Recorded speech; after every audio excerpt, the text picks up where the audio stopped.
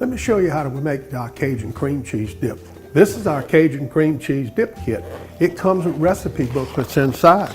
It shows the recipe how to make the cream cheese dip. Very easy to follow.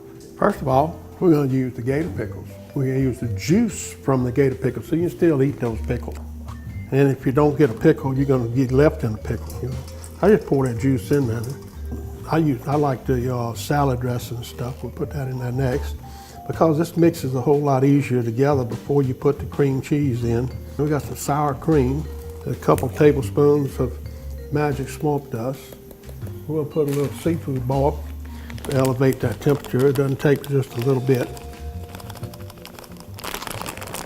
You don't want to make it too hot and start getting this kind of incorporated a little bit.